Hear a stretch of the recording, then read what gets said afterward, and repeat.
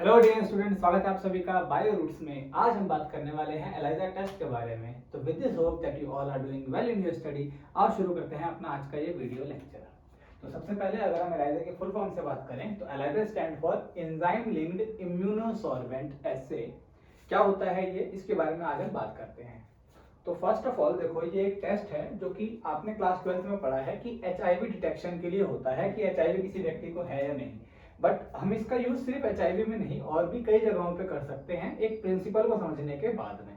क्या है वो प्रिंसिपल? तो प्रिंसिपल ये है कि एलाइजा आपको कोई भी पर्टिकुलर जो आपका क्या कहते हैं एंटीजन है, पर्टिकुलर एंटीजन, लेट से इस समय हम बात कर रहे हैं बी, इसको ढूंढने में मदद कर सकता है किसी भी पेशेंट के ब्लड में, सीरम में, है ना।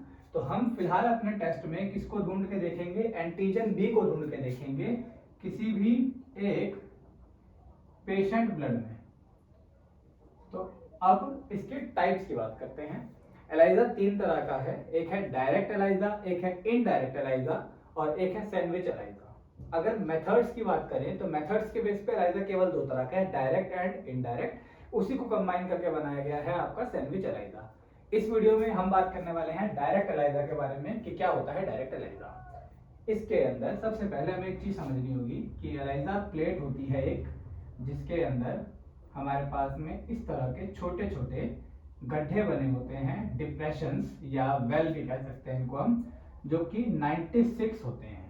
तो 96 वेल होते हैं हमारे इन ईच एलाइजा प्लेट में, ठीक है ना। हर एक एलाइजा प्लेट में कितने वेल हैं हमारे पास? 96। तो इस एक प्लेट में हम टेस्ट को परफॉर्म अभी डायग्रामेटिकली करेंगे और देखेंगे कि किस तरीके से ये फंक्शन करता है ना। देखो, सबसे पहला स्टेप क्या होता है कि ये जो हमारी एलाइजा प्लेट है, ये एलाइजा प्लेट नेचर में अडहेसिव होती है, पॉलीस्टाइरीन की बनी होती है और ये अडहेसिव होती है। तो फर्स्ट स्टेप जो हमें करना होता है वो ये होता है कि इस एलाइजा प्लेट में हमें सीरम को इंट्रोड्यूस करना होता है। अब सवाल ये है कि सीरम कहाँ से मिलेगा? तो जो हमारा पेशेंट है उस पेशेंट के ब्लड को निकाल लिया जाए और उसका सेंट्रीफ्यूगेशन कर दिया जाए। मैं आपको एक बार डायग्राम से दिखाता हूँ, इसको मिटा देता हूँ। देखो, जो हमारे क्लास में पेशेंट का ब्लड होगा, इस ब्लड ड्रॉप का जब हम क्या कर देंगे? सेंट्रीफ्यूगेशन कर देंगे, है ना। सेंट्रीफ्यूगेशन करेंगे तो हमें क्या मिलेगा? हमें एक ट्यूब के अंदर इस तरह से प्रेसिपिटेटेड फॉर्म में या कह लो नीचे आपको रिटेंटेड फॉर्म में ब्लड सैंपल्स मिलेंगे और इसी के अंदर ऊपर की तरफ तैरता हुआ आपको यहाँ पे हल्का येलोइश कलर का पार्ट मिलेगा। ये येलो कलर का पार्ट कहलाता है सीरम। तो इस सीरम को हमें कलेक्ट करना है। किसी भी व्यक्ति के सीरम में उसकी सारे एंटीजन एंटीबॉडी होते हैं, है ना। एंटीजन एंटीबॉडीज ये सब कहाँ होती हैं? सीरम के अंदर होती हैं। तो सबसे पहला स्टेप है हमें अपने पेशेंट से ब्लड को अलग करना है और सीरम को लेकर के एलाइजा प्लेट के वेल के अंदर डाल देना है। अब जैसा मैंने कहा कि इस सीरम के अंदर क्या है? सारी एंटीबॉडीज हैं। तो हम मान लेते हैं कि ये हमारा सीरम है और इसके अंदर एंटीजन्स जो हैं वो इस समय हमारे पास में है A, B and C. These are the antigens.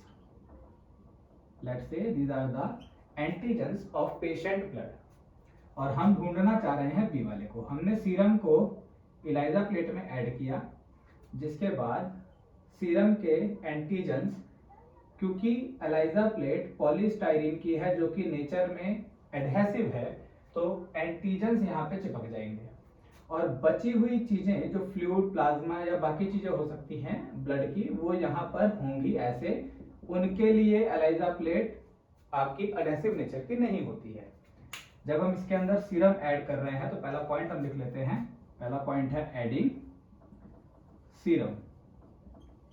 Serum add करने के बाद नेक्स्ट स्टेप है इसको वॉश करना। जब इस प्लेट को वॉश करेंगे तो रिजल्ट में क्या होगा? जो एडहेसिव प्रोटीन हमारे प्लेट के बेस में चिपके हुए हैं वो यहीं पर रहेंगे, जैसे कि ए, बी और सी। लेकिन जितना भी ये हमारा बाकी फ्लूइड पार्ट है वो क्या हो जाएगा? हट जाएगा, ठीक है।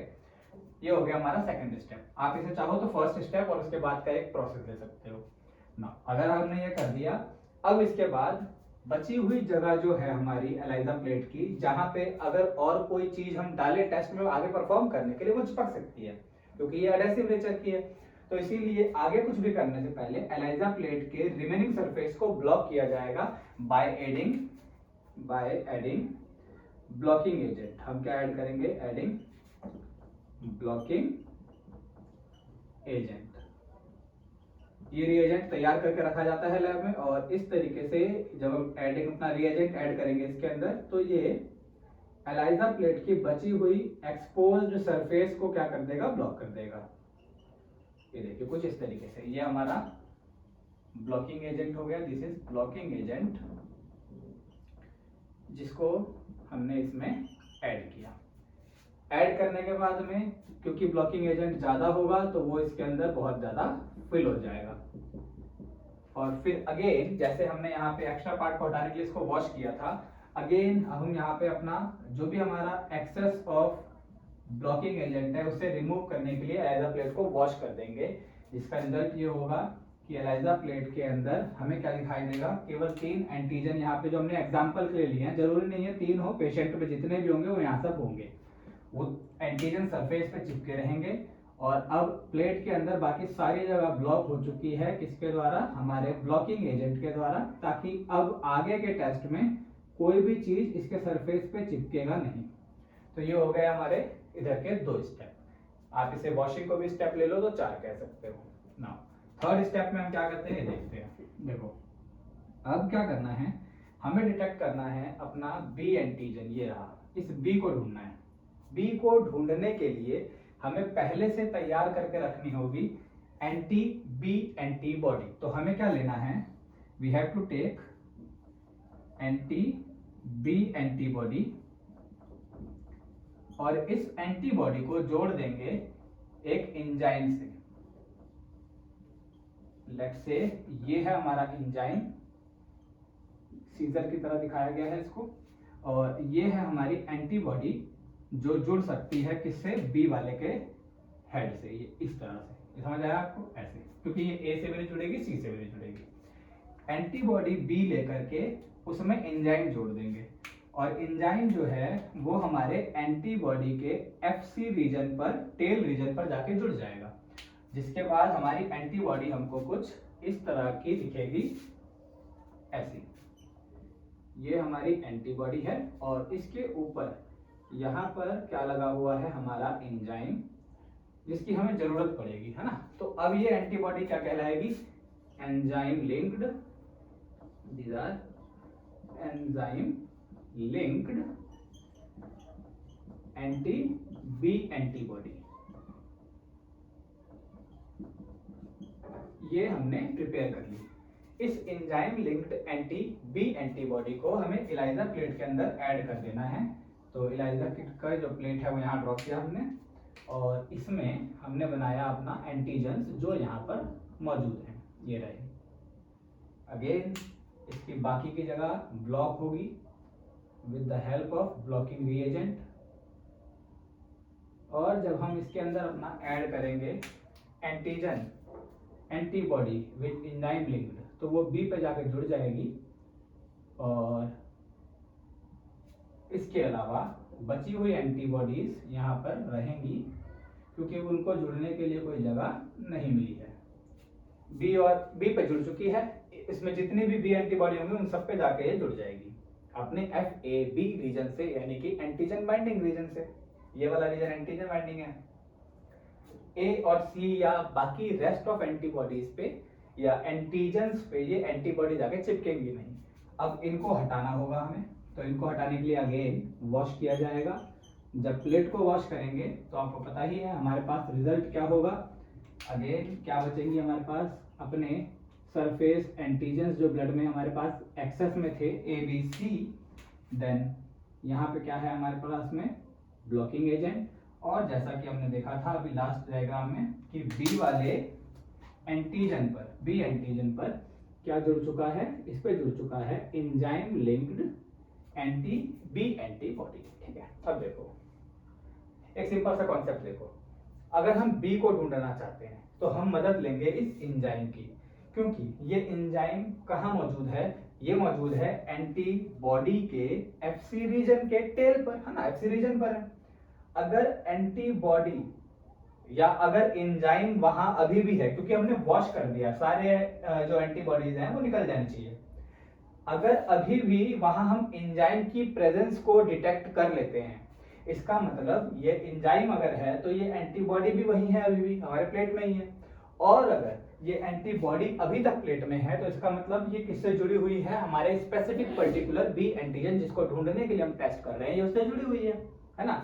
तो हमें इसमें क्या करना है, सिंपल सा एक कलरलेस सबस्ट्रेट ऐड करना है। ये रहा कलरलेस सबस्ट्रेट। हम इस एलाइजा प्लेट में क्या ऐड करेंगे, we will add colourless substrate. जब हम ऐसा करेंगे, ये एंजाइम इस सबस्ट्रेट को डाइजेस्ट करेगा, इसके ऊपर एक्टिविटी करेगा अपनी, और इसे कलरफुल प्रोडक्ट में कन्वर्ट कर देगा, है ना। किसमें कन्वर्ट कर देगा इसको, ये कलरफुल प्रोडक्ट में कन्वर्ट कर देगा। अब अगर ये एंजाइम, या अगर ऐसा मानते हैं कि ये बी एंटीजन इस पेशेंट के सीरम में नहीं होता, तो एट द एंड जब हम ये सब कर रहे होते, आखिरी में जब हमने सारी एंटीबॉडीज डाली थी, क्योंकि कोई बी एंटीजन नहीं है, तो क्या होता, जब हम इसको वॉश करते सारे एंटीबॉडीज बाहर चले जाते पानी से धोते वक्त, ठीक है ना। और जब हम इसमें कलरलेस सबस्ट्रेट डालते तो एंजाइम होता ही नहीं और कलर बनता ही नहीं। तो by changing the color of the substrate, we can confirm that there is a presence of antigen B, for which we are particularly designing our test, ELISA test, which is direct ELISA test। ठीक है ना। बहुत ही छोटा सा lecture है ये, एक बार आप इसको अगर देखना चाहो तो एक बार दोबारा देखना, आपको और अच्छे से समझ आएगा। नेक्स्ट लेक्चर में हम इनडायरेक्ट ELISA की बात करेंगे। तो अगर वीडियो से रिलेटेड कोई डाउट हो तो आप कमेंट बॉक्स में पूछ सकते हैं, मैं मिलूंगा आपसे नेक्स्ट वीडियो में। अंटिल स्टे ट्यून्ड, जय हिंद।